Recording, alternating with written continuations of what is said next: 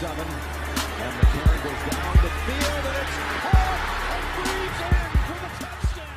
Welcome to New Stripe City, and today is the special draft series where I'll take a dive into looking at specific positions before the combine kicks off and give you my thoughts. So with this first episode, we're going to get into wide receivers, and we start wide receiver with none other than Mike Williams. This is a guy who had great size, played at Clemson, played good in the big moments, was very consistent, and he was definitely a guy that was able to jump up and attack the ball. To me, he's a mix of Kelvin Benjamin and DeAndre Hopkins. Definitely worth the number one spot.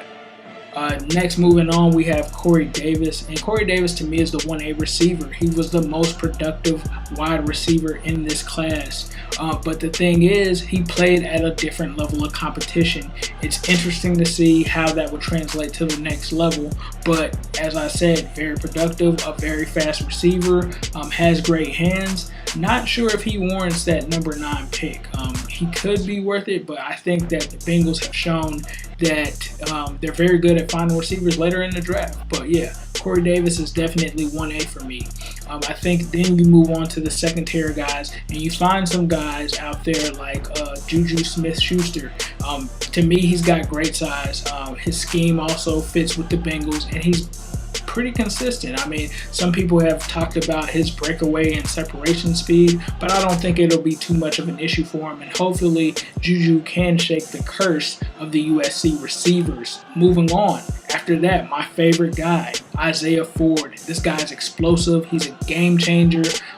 So much speed. I love his routes. And he attacks the ball. A lot of people talked about Mike Williams, but I think that Isaiah Ford is a guy that attacks the ball and has crazy body control and is a game breaker. And I think that he's going to be a guy that you need to keep your eye on.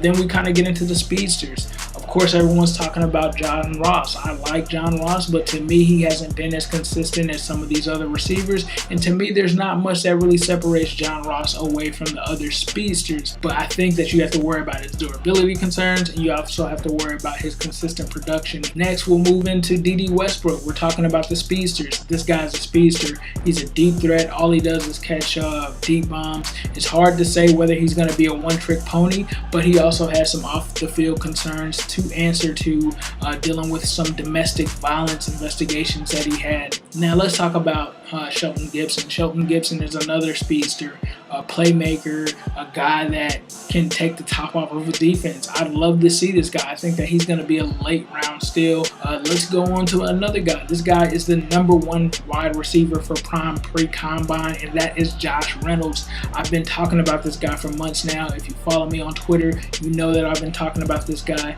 Josh Reynolds is a sleeper. I don't understand why more people are not talking about him. This guy has size. This guy has production. He's played in the SEC, but for some reason he is not being talked about. Josh Reynolds, definitely a guy to pay attention to.